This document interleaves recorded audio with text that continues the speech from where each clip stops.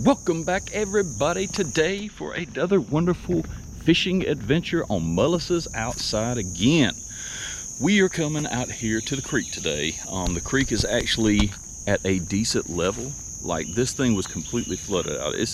We've had so much rain here over, like, I'd say the past couple of weeks that the creek has been unfishable for probably the past 2 or 3 weeks. It has been so flooded and so high. So in a lot of these places, it's like almost fishing like a new creek because everything has moved so much. But we just get back here and try to put y'all some on this wonderful Sunday morning. We out here early in the morning trying to beat the heat in the Georgia, because not only is it been high and rainy, it is so hot out here during the daytime. So we're going to try to get out here this morning and try to see if we can put something online. Hopefully I'm not outgunned today. I've got a 14-pound test leader, 2/0 wide gap hook, 1/8 ounce shot and bullet weight, and I've got these yum crawfish right here. We're going to try those. Those always work really good, especially in this watercolor. Should be really good and really well easily seen. Got the medium action 6'6" rod and the old Abu Garcia Black Max, one of my newer cheap finds that I found on clearance at Wally World. We'll try them out. They seem to be pretty good reels so far. Main line, I have got 10-pound test. I believe, if I'm not mistaken, this is 10-pound test Vicious is what I got on here as the main line. And if the 14-pound test leader gets cut, we're gonna put a 30 on here because each of us have teeth back here. We'll probably catch bowfin, pickerel, hopefully some good bass. We might even catch a crappie on that thing. I've caught crappie on these crawfish back here before. So let's throw around and see what we can get. Oh, we got a bird. Ah, there he goes. What up, dog? You ain't gotta leave? What? And like he's scared of me, like I'm gonna get all the way over there to him before he can fly. Well, let's see if we can put y'all something online. See y'all back in a sec.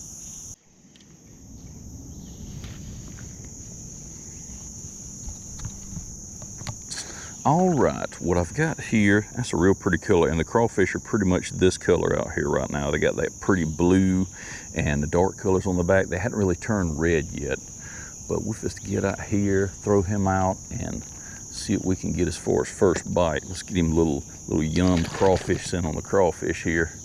Give him a little spritz. It is so calm back here. There ain't the wind blowing. It's so nice. Let's see what we get out here.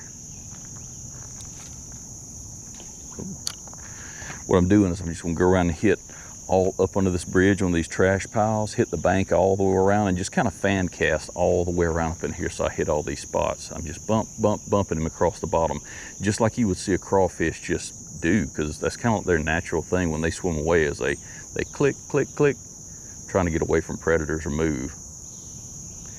And that will hopefully spark a good reaction strike. I'm just hoping we don't get bit off, because I know these teeth back here, they are like nobody's business. Like, oh my goodness. These things are definitely biters. Fun to catch, pull like trucks, but teeth everywhere. How is y'all's morning going today this weekend? I hope it is going as good as mine is. It is a beautiful day out here. It's warm, but it's not like super hot out here. And I'm trying to get out here before I get all sweaty and dehydrated.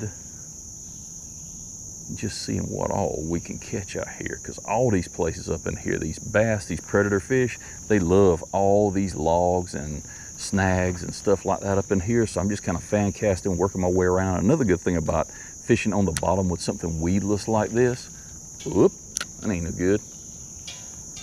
Come on, get on out of there. Another good thing about fishing something weedless like this is as you pull them across the bottom, you can kind of feel the bottom textured. Oh, there we go. Is he still on there? Oh, yeah. We missed him. Dadgummit. Did the hook not set? He was like running towards me, so I couldn't get a good hook set on him with him running towards me. So let's put just a little bit of the point in there. That way, when it goes over these logs and stuff, it doesn't get snagged.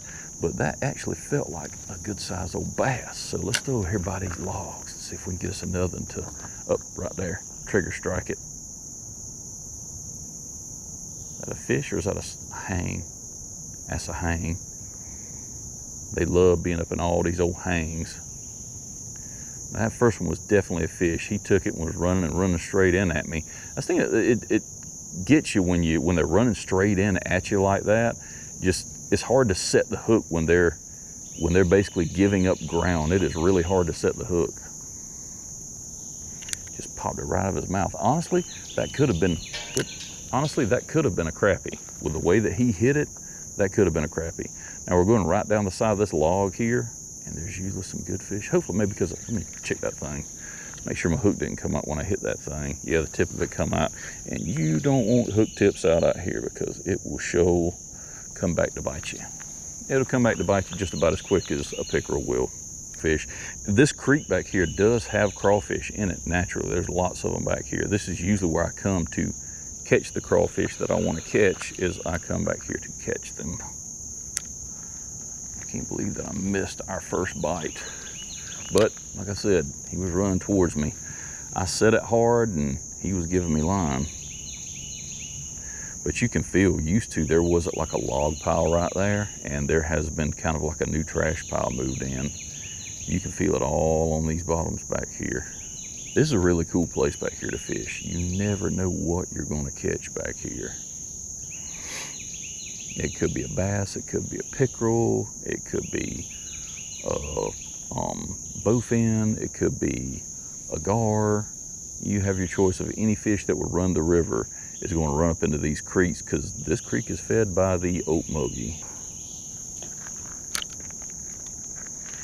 Now we just want to kind of work that bank over there. See if we can give one some sore lips.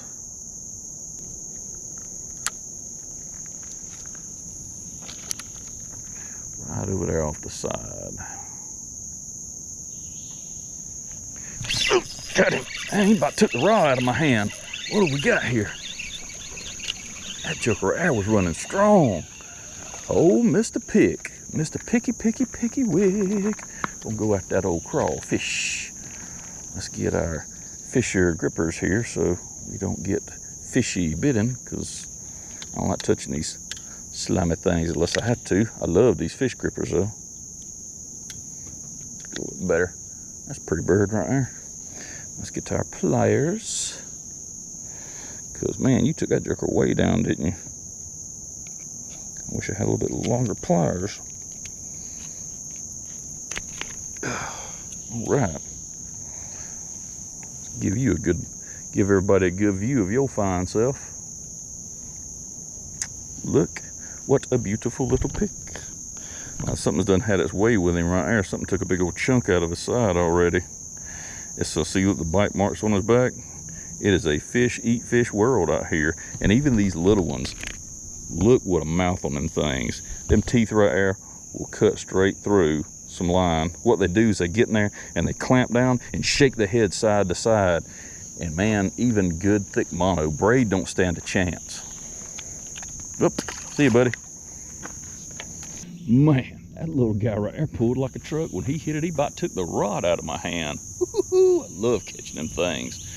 But back here, you really want some good thick monos. Matter of fact, I need to check mine to see if it's been abraded. You need some good thick mono out here, because with them teeth, that joker, he'll clamp down on it with them teeth and shake his head back and forth, and he will cut through line like nobody's business.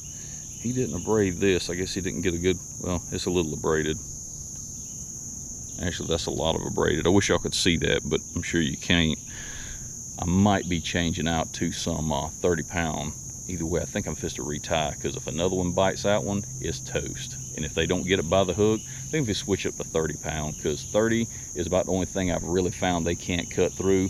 20 they've cut through, 15, 17, but 30 they seem to have problems with. So let's go retie and we'll get back to it. All right, I have cut out the abraded part, and we're going to slide this bad boy back through here again. Try to get him back on there the way he was. A lot of time, these jokers right here, man, they will either cut the lure itself completely off, or they'll mess him up so bad, like take claws and stuff like that, that you just know ain't nothing else going to touch him. And once he gets kind of worn in down there, a lot of times you won't even have a piece of plastic to put him in anymore. But I try to use them till they're all used up. Try not to be wasteful with them. That jerker shoal, he was a fun catch. And man, he was sitting right up against that bank. I guarantee you he was sitting like bank here. He was sitting there just waiting for something to drop. Because a lot of times you'll see these crawfish holes. They'll be all out here on these sides. These crawfish will come out and slip. They'll just kind of fall in, and that's what they're waiting on, is for these things to fall off that bank and fall into the water so they can grab them real quick before they scurry away and get under one of these logs or something they can't get to them at. Oh, I already got a bump. Is that a bump or is that? That was a limb. Let's get over here right on the edge of this dark line. There we go. Right on the other side of that log. Get y'all in a good position to see this. Because now we're fishing right on that line where the decently clear water is coming into kind of the muddy creek water. And a lot of times old predator will sit right out on there waiting for it to wash these little bitty minnows and stuff like that out. So it's usually a good place to drop and run a bait through there, just to see if there's anything sitting out right in that dark line waiting to nab something. Caught a lot of good fish on kind of mixing waters like that.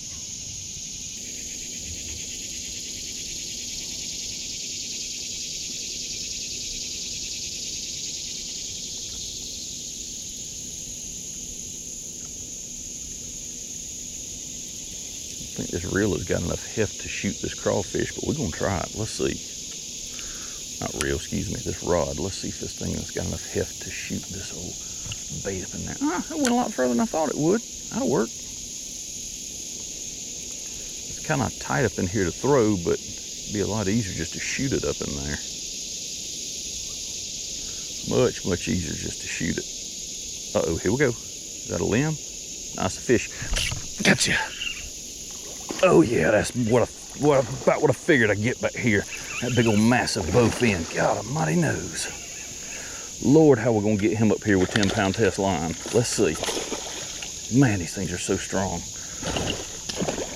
And acrobatic. And he's probably gonna break the line. Let me get y'all a good view of him before he breaks my line and takes off. This big old massive dude. One thing about having this 10-pound test line and no net. I can't believe we got this thing up on the bank. Oh, don't go that way. We need to go this way. All right. And I dropped the pliers, but that's all right. Get down here and get my fish grippers in his mouth, and then we got him. Gotcha. You mine now, son? Let's see here. Let's get these old pliers out and get the thing out your mouth there, man. Ooh, that old mouth's so strong.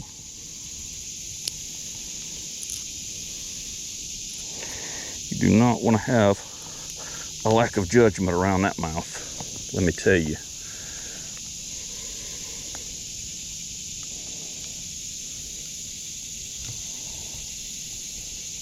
Look what a big old beautiful bruiser of a bowfin. Let me get y'all set up over here so y'all can truly see this thing. Set up right there. Y'all look what a big old behemoth of a bowfin. Look at this thing. He is absolutely massive. I'd say at least about 3 pounds or better. These things are so meat, hearty, and thick. Look at the big, beautiful eyes on this thing. And the main thing is, Lord, look at the teeth on that joker right there. They're so slimy too. Let you get a good view of them teeth right there. He does not like me touching his teeth. But if I can get y'all, let me get y'all up here. Look at the teeth on that thing. Them jokers cut line like nobody's business. Either way, we got us a big old pretty bowfin. Let's get this dude back. Take y'all down there and get the release. Thank you so much, buddy, for coming and playing and giving us a good view today on Mullis's Outside again. I'm just gonna slide you right down the bank here. If you'll let go of my fish grippers. I know I had you, but now you got me. Going back, dude. Have a nice life, brother. Man, I knew when that joker hit it and took off with it, I was like, man, that joker, I'm surprised he didn't cut that line because he had it decently deep. He must just had it on the tip of that hook. Whew, Lord. Gets me shaking every time I catch one of them big old things like that. Love them. That just goes to show you what a good medium-sized rod, 2000 series reel, and some good line can do for you. You can catch most about anything around here as long as you got enough room to play it. I'm surprised we got him up on the bank, because he would have been big enough. He would have flounced. He would have broke that line. But like I said, next time I have to put some 30-pound leader on here. That way I don't get cut off again. Thank y'all all so much for coming out to another awesome adventure on Mullisoutdoors outside again. But now I'm just go home, get cleaned up, get me something to eat, and y'all have a great evening. Be sure to like and subscribe, and we will see y'all next time.